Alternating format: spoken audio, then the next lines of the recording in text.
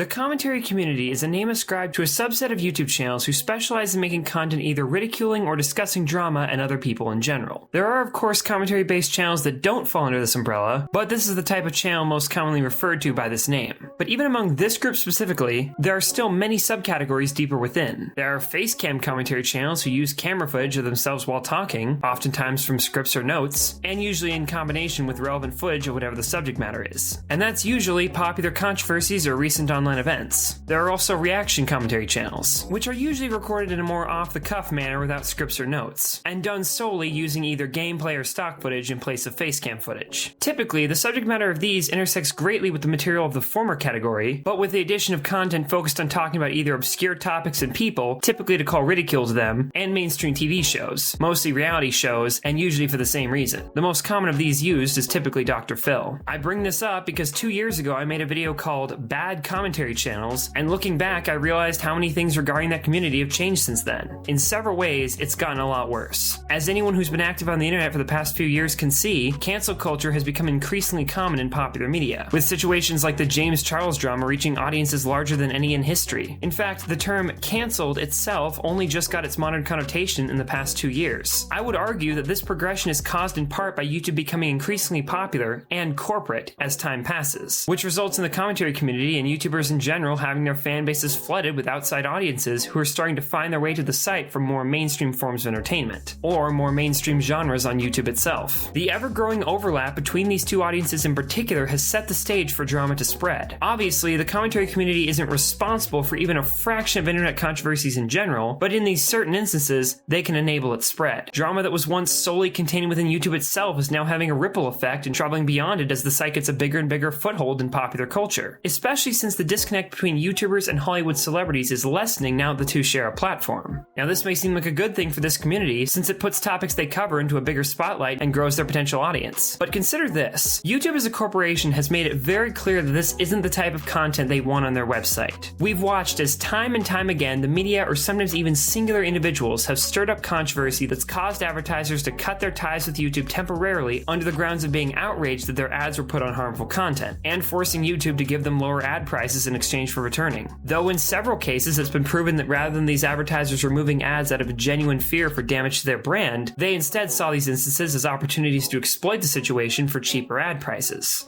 Advertisers will not typically pull out just because it's part of the moral high ground. They pull out so that when they want to come back, they can try to get lower advertising rates. That's the real reason. I mean, they could always say it's for the moral reason that they say, but not necessarily always. It's basically just a system of everyone trying to take advantage of everyone else. It's the mainstream media trying to take advantage of the situation to discredit YouTube, and then it's the advertisers trying to take advantage of the situation to get lower advertising rates. Because companies like, who I won't mention in this video, that pull their advertising, know that they cannot pull advertising off permanently. They cannot. Can you imagine if Disney didn't show the next trailer for the Avengers on YouTube?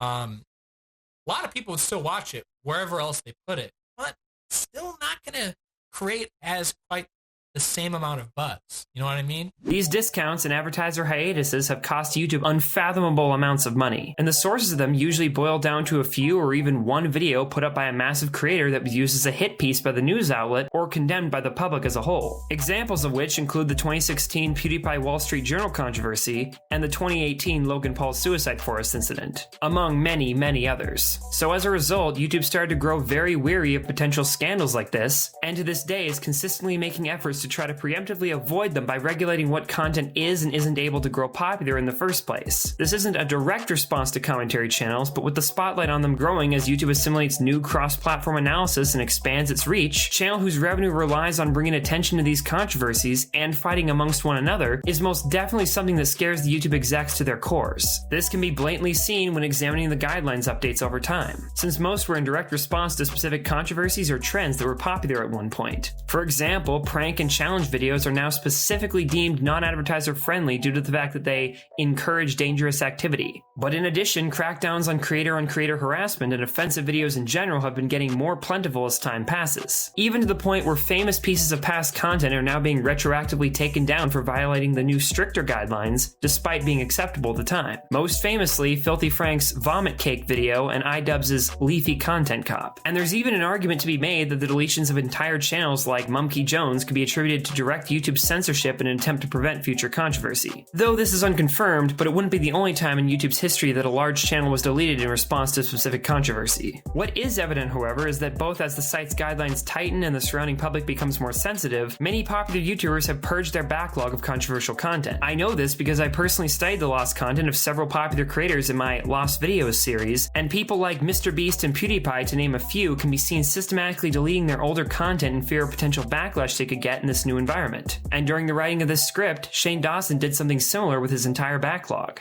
Most do this either because someone could dig up something and try to cancel them, or YouTube could penalize them for it, like we've seen with iDubbbz and Filthy Frank. But what's important to note is that while YouTube can't subtly take down all the channels that continue to pose a threat to stirring up problems, they can remove the incentive to produce the content they take issue with. This is what the demonetization system as a whole was created to do. By limiting what content is and isn't able to get ads, they can theoretically snuff out advertiser outrage, since potentially harmful videos won't be able to generate a profit, nor be able to see widespread promotion. But this system has another effect, because whether intended or not, if inappropriate content isn't able to travel far beyond the channel's current audience, or even make money with the views it does get, this heavily gatekeeps new and upcoming channels from being able to gain a subscriber base and be able to reach a position where they could cause potential harm. To circumvent this, they're forced to remove these aspects of their videos. Thus, in one fell swoop, YouTube scared the larger channels into submission and ensured that others possessing the qualities they take issue with will be less likely to reach a position of power and cause the site problems. That's why, in my opinion at least, most controversy that occurs from YouTube today is either completely unexpected and generally from uncontroversial people who were outed for hidden scandals, like Slazo or Pro Jared, or are from the remaining drama-based figures who got popular prior to these restrictions. If you're wondering why it feels as if the same 5 to 10 big channels have been feuding and every year feels like another 2016, it's because H3H3, Leafyishere, and Keemstar rose to fame just before YouTube underwent these aforementioned changes that gatekeep new parties from entering the fray. No drama-based channel has been able to rise up and become this big since. That's not to say it's impossible for edgier channels to grow, but with less channels choosing to take this approach and enter the genre, combined with the added weight that YouTube piles onto edgy and even mildly contrarian content, it's enough of a hindrance to keep these people out of the mainstream, which they had started entering before, with the most noteworthy example being Leafyishere in 2016. A lot of people even suspect that it may have even been because of him that the demonetization system exists in the first place. A meeting with YouTube officials was even rumored to have taken place during this time, discussing what should be done about channels that pose an issue to the site's image. Channels that were apparently name-dropped included Leafyishere, Grade A Under A, Onision, and Drama Alert. This was during the height of these creators' popularity, and arguably the edgiest and most unrestrained period of YouTube. And it was just after this point that YouTube took its first steps in creating the demonetization system and cracking down on both offensive content and creator harassment. Now, a lot of you might be saying to yourself, or even at the screen to me, this is old news. YouTube has been doing this for years. Why bring it up now? Everyone's already talked about it before. Well, the reason for that is pretty simple. Even though YouTube has been doing it for years now, there have been new changes made that have gone unnoticed by many simply because the topic is so overused that yet another negative YouTube change is just a regular thing for audiences, who generally don't care anymore. That being, recently, YouTube instituted a major change to the monetization system. For the first time, YouTube gave creators the ability to control whether or not videos can get demonetized or not, or so they tell you. Now, before being able to enable ads on a video uploaded to YouTube, you must complete an ad suitability questionnaire. Video contains any of the following forms of inappropriate content, and depending on your answer, you may be able to control whether or not you keep ads. But while this may seem like a good deal, there are two problems. First, the content guidelines are very vague, ignore context, and are based out of YouTube's arbitrary personal preferences birthed out of fear of media attacks. Second, YouTube checks the videos themselves with bots to verify your answer, supposedly within 20 minutes. Now keep in mind, I wouldn't say this is necessarily a problem if it weren't for the fact that if a bot makes a mistake and disagrees with the creator's questionnaire results, the site will start to to distrust the creator's monetization decision. And YouTube themselves are very clear about this, saying the more honest you are, the more they'll be willing to accept your answers, implying that eventually, if not already, creators will have some control over the monetization status of these videos, and in the meantime, the site will just try to predict whether or not the user is lying. This wouldn't be a problem if it weren't for the fact that the guidelines, as mentioned, are very vague. And keep in mind, these are the same monetization bots as before, the ones who would just randomly demonetize videos at any given time, and sometimes seemingly for no reason. And even if a human is reviewing it like they say, too much is left to personal interpretation that disagreements are inevitable. You can still request reviews if your video gets demonetized, but it's unknown if the initial demonetization counts against the user's trust. With the threat of YouTube no longer trusting them, many creators aren't willing to push the boundaries with this system. The most you can say is that this at least prevents random demonetizations on channels who are universally considered to be following the rules, but even this isn't true. Case in point, the video I uploaded to gather the screenshots and video footage that I just showed you of this new system. The video I used was a 20-second clip of my friend Dane laughing.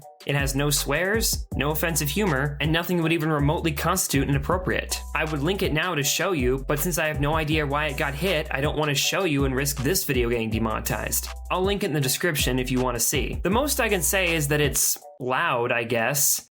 Like he's laughing really loud, which maybe could sound like screaming, but are we saying that screaming or being loud is something that gets you demonetized? Like, I really don't know. If that's the case, that's really a stretch. So it's not even as if these bots do a good job of enforcing YouTube's arbitrary rules. But even after undergoing the ad suitability check and passing, it was demonetized minutes later. And apparently demonetizations can still occur at any time, even if you fill out the questionnaire and are approved. My video did get approved later upon manual review, however, so there is still this extra layer of protection. But that being said, YouTube already isn't okay with most core attributes of the commentary content. They're against anything with foul language, jokes at other people's expense under the grounds of harassment, and offensive humor. But even when all these things are intentionally removed by creators attempting to survive the changes, discussion of controversy in and of itself is still enough to keep most demonetized. Channels like Drama Alert fall victim to this quite a bit. Say what you want about Keemstar, but in general, a typical episode of Drama Alert does little more than recap the daily online news in an inoffensive manner. Yet still, most episodes are demonetized. Still, as stated, commentary does spread much faster now than it used to, and to other platforms. So previously established channels, as well as those who are able to successfully win the uphill battle of following the guidelines by YouTube standards, still can survive, though usually only with external viewer support. But the fact that they can still cause problems by publicizing new scandals every so often has made YouTube keep raising the bar for what constitutes as advertiser friendly in an attempt to kill them off completely. Again, commentary channels aren't their only or even biggest enemy, but it's clear that the people behind the company would be much happier if these channels didn't have the attention they do, because even with the increased revenue they make from traffic drummed up by drama, it hasn't offset the net losses they've experienced because of the problems caused from these creators. In fact, according to Toddy Westbrook, her video accusing James Charles of various wrongdoings that nearly resulted in the end of his career was taken down because of YouTube themselves. They allegedly claimed its existence reflected poorly on the site's image. After my video went up, I was never served a lawsuit or any cease and desist letters. I only privated my video at the request of YouTube because YouTube said it was a bad look for their platform. So it's clear that YouTube as a company views the content hosted on it as an extension of its reputation, to the point of trying to limit what kind of content can survive, and in this case, even reaching out to individual creators about specific videos that they're afraid may affect the platform. But just as these channels' content has affected YouTube, YouTube has affected these people's content, but not in the ways you might expect. Like I said, cutting out swearing, edge humor, and mean jabs is standard for commentary channels these days, but I'm referring to a much more subtle change, that being the perceived motive behind the content. As stated, YouTube takes a firm stance against bullying, even when its definition is beyond muddied. And because of that, commentary channels are no longer able to feasibly give the impression that they're making a video to make fun of someone or a situation, not even lightheartedly. With reaction commentary, this was always the intent, and unapologetically so. The content is shallow and mean-spirited, sure, but it was a much more open and honest medium without outside interference. Whether this example is a good thing or not is up to individual interpretation. However, as time passed and the last few years' worth of events have unfolded, commentary channels have had to start hiding behind the notion of being positive do-gooders who seek out secrets of terrible people on the internet and expose them for what they are to the masses, trying to make it sound right self-righteous or somehow more meaningful than shallow entertainment, because this is an image that they can sell to YouTube and the masses, who will eat it up and idolize them in the same vein as actors or other celebrities they worship the ground of. It plays right into the cancel culture mentality of people getting outraged over small things and self-righteously demanding the person behind them get canceled. This can sometimes be for good reason, but as situations like the James Charles instance have demonstrated to us, not always. And many would argue these channels misuse the influence they have, and by trying to frame it as them being morally just, their words have a lot more power than they would be than if the videos were framed as jokes. This isn't just attributed to YouTube's changes, but I'd argue that it's definitely made things worse. And for me personally, this is why I've always hated commentary. I hate that community, I hate most of the content that comes out of the channels in it, and I think YouTube drama in general is even pettier than the shallowest reality TV shows. But that being said, I don't hate anyone within this community personally, and I do understand where the appeal to this type of content comes from. So don't take that as me judging anyone. People like what they like. But I know this particular opinion on commentary seems weird coming from me, someone who has and still does fall into that community as well. But to me, the appeal of this group comes from laughing at how seriously people are taking each petty situation that unfolds every month, or taking the psychological perspective and really studying the situations and people in hopes of understanding them. Not just getting pissed off for a few days and waiting for someone to cancel them for tweets they made when they were 12. That's why, in the past, most of my commentary-based videos were ironic and just mocking the drama, the people talking about it, the audiences, and the whole situation by creating a video that did nothing but toss up random conspiracy theories to waste the time of the person who came to me genuinely invested in whatever petty squabble happened that week. But I used to like drama, because before, when it was unrestrained by corporate interference and not drenched in the pettiness of cancel culture by people trying to destroy a person's entire life and career, it was more interesting and even fun. Again, I'm not trying to say liking drama is inherently bad or stupid, or even a lesser form of entertainment, but rather the videos made about these stories by a lot of channels are so repetitious and replaceable, and don't age well. So going in myself, I tried a different approach even though things had started to sour already. But when demonetization and restrictions from YouTube got so bad, even my meaningless ironic videos were lumped in with the controversial ones just because of the subject matter and hit just the same. Even when I never discussed it genuinely, said any swears, or made any offensive humor. That's why I shifted gears this past year and have been focusing on making long-form informational videos about a given subject, since documentary-based content is safer and gives me a chance to still bring something to the table. There's nothing wrong with the people who just discuss recent stuff and rehash the general information with an added dose of their personal opinions, but it's not my cup of tea, and I've tried to make videos that I myself would like to watch. I say this because I want to make something abundantly clear that I haven't been able to say before, and that's that I get it. I understand why these channels change up their content to survive on the platform in the past couple years, because I'm at a point where I have done the same, but just in a different way. Rather than going from a channel who a few years ago was making fun of cringe videos or stupid 2016 SJW politics with gameplay in the background, to being someone who talks in front of a facecam about Dr. Phil and whatever annoying thing Alinity does this week, I instead went from someone who made stupid ironic joke videos about commentary topics to someone who makes unironic documentaries and in-depth discussions about similar subjects. But that doesn't make those who made the other type of shift better or worse, because in these times we all need to adapt to keep going. And even though I do plan on going back to my old style of things partially or fully sometime soon, I'm not going to blame these creators for not sticking to their original approach when it's no longer viable in the current online environment. But what I can get after them for is the complete self-righteous and often egotistical mentality they take when approaching subject matters. Even though YouTube has basically backed them into a corner and they can't admit they're just making harmless jokes at others' expenses, they don't have to go the opposite and try to frame it as some kind of noble deed, nor should their audiences treat it as such. It's all just entertainment. Calm down. I know I'm not exactly naming examples, but that's because this video isn't meant to be a call out of any kind. There are so many channels like this, so it really doesn't matter. And the purpose here is only to explain how things ended up this way, because for what it's worth, I don't think it's any of these guys' faults. Shallow cancel culture has been on the rise ever since YouTube became more corporate and ingrained in other platforms, and there's no shortage of people ready to be morally outraged at whatever old tweet some celebrity made that gets dredged up this week. And with YouTube having removed the ability to use swears, offensive humor, or even harmless jokes at others' expenses, most of the entertainment and rewatchability that these drama videos had has been lost. At least for me, because most are reduced to just being informational and released so quickly that they can't cover the full story in its entirety. Take Foster, for instance, a formal small-time yet oddly influential member of the commentary community from 2018, well into the days of the demonetization system. Strangely, I think about this guy a lot because he embodies this time period so well. If you've never heard of him, he made videos about storytime animators during the heat of their popularity. He eventually became embroiled in drama himself help and was driven off the internet out of shame.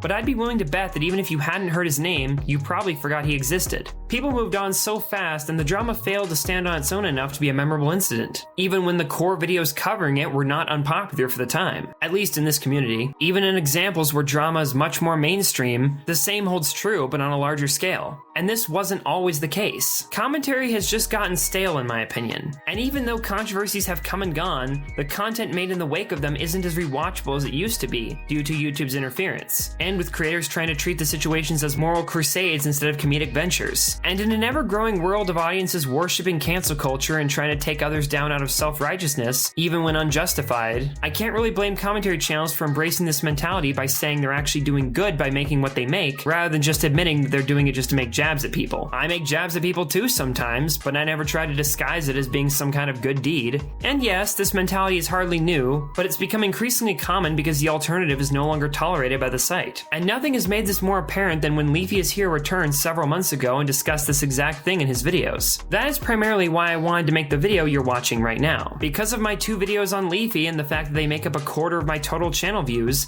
most people know me as the Leafy guy now. Apparently. A title which I feel isn't really earned since I'm not the most knowledgeable person regarding him by any stretch of the imagination. My 2 videos didn't even focus on him specifically, and both were just things I'd wanted to talk about for years. But because the universe is truly interesting, I got around to making them just a few weeks before Leafy himself returned after 3 years. Many have asked me what I think of him coming back, especially since my icon found its way into one of his videos lately, and I figured this would be the best time to mention it, because ever since he started uploading again, his videos are all calling out his detractors from prior years. But what he actually says in these is quite interesting. I found out that Leafy shares a lot of my opinions regarding the state of the site and about the YouTube commentary community as a whole. There is actually nothing better on this planet than to watch these people that have ripped off everything I've done and talked all that and tried to make it out like they were above it, and now 4 years down the line, when ad rates are at its lowest and it's the most unprofitable time to be making videos, they finally had the realization that, hey, maybe he had it right. So while they're scrambling, their genetic code just defaults back to what I was doing, but with all the policy changes and with all the self-righteous bullshit that they preached, they're kind of left in this place of like a dying monkey on the side of the road. The offhanded looks are on the camera, I guess. While I just come back and make whatever videos I want, mostly just laughing at you guys, is...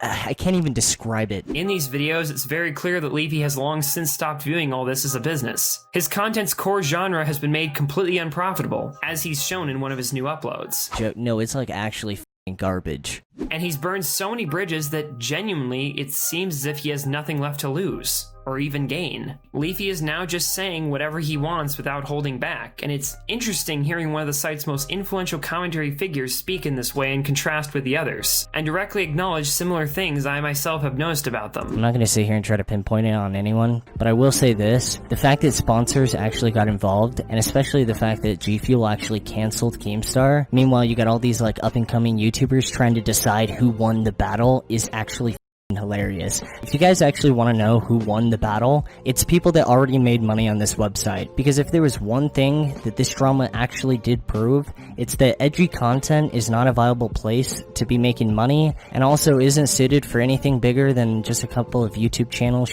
talking. Whether or not there's a winner in this stupid drama, the loser is already decided, and it's channels that make money through sponsorships that make edgy content. Like, this has to be the biggest case of actual self-destruction I've ever seen on YouTube, and I'm not saying that from like a drama perspective. I'm saying that from like below the table perspective, in the sense of H3H3 lost sponsorship deals because of this, Keemstar lost sponsorship deals because of this, but it's not even that. It's the fact that this is setting a standard that if you make content that's edgy on YouTube, or not even that, if you ever made content that was edgy on YouTube, you now not only have a way less chance of getting a sponsorship, but as this thing transpires, you're going to be left with a constant risk of losing that deal. And I don't care how much one clowns on the other one, or the other one makes great points. A lot of the internet, low-key, has already catched on to this.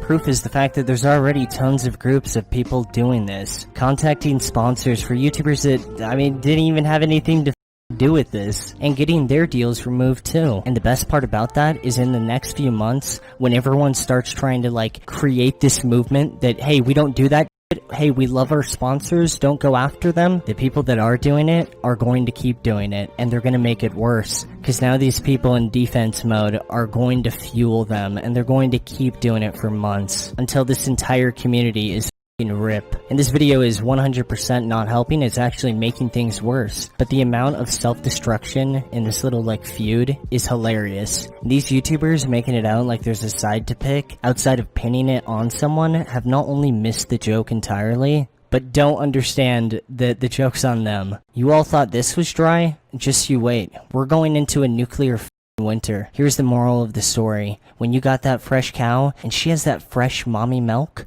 you better be milking the out of it. He honestly makes some good points. Now, do I personally hate Leafy or like him? I think he's done a lot of scummy things and is most likely not a good person. I'd certainly not be the first one to make that assumption. And even though at one point I liked his content, I do think it's extremely lazy and got repetitive fast. But I don't hate him. I don't like him, but I don't really have any negative feelings either. He does have some redeemable qualities that aren't fair to just overlook, but his new videos interested me, though not because I felt like I would like or dislike them. I guess I just find it captivating seeing someone in his position talk completely without consequence. His time making money on YouTube is over, and his time spent trying to kiss up to people is as well, since most, including the site and his friends, and large part of the general public, all hate him. And I think there's something ironically endearing about seeing him upload under these circumstances, with that being the case. That doesn't change the fact that his videos were and still are lazy and can cross the line sometimes, but all that aside, Leafy has become a symbol of sorts, the embodiment of YouTube counterculture and free speech, as stupid as it sounds. But believe it or not, it's true.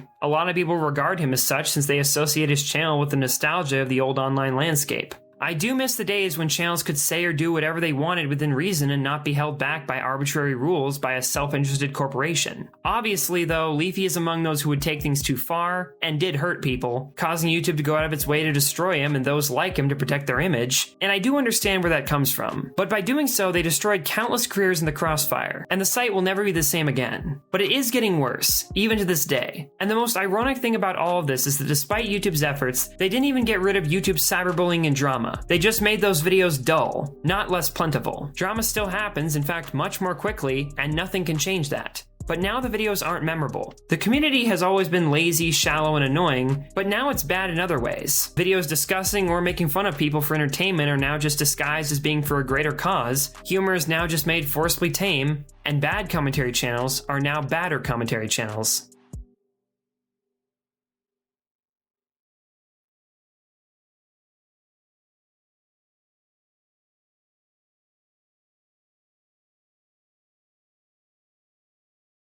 It's actually pretty ironic though, because back in 2016 when everyone was making videos, making these long fear-mongering end of the world videos whenever YouTube made just the smallest policy change, yeah, those were actually the best times on YouTube. And I'm not just saying that like as my opinion, nearly from like every single metric, it was like the best time on YouTube. If you're passionate enough, if you're excited enough, if you really want this bad enough, then you'll continue to grind through it. And yeah, it sucks that you won't get your paycheck, but that's what YouTube is now. It is an abusive parent who abuses us every single day, and they're going to continue to do it till there's nobody left. The best part about it too is that nightmare war bait censorship is everywhere. It's impossible to even make a video. It's going to be North Korea Channel 4 crazy version of YouTube that everyone was trying to pitch was like a possibility in the next up and coming week is actually YouTube 2020. Like if you're sitting there right now and you're wondering, man, YouTube just feels a little bit different. Feels like television, but like almost worse. All the people I like have completely changed, not just their content, but their attitude, probably sexuality and all the above, and everything just feels weak as shit. Meanwhile, they're trying to jam Jimmy Kimmel down your throat. Now you know why.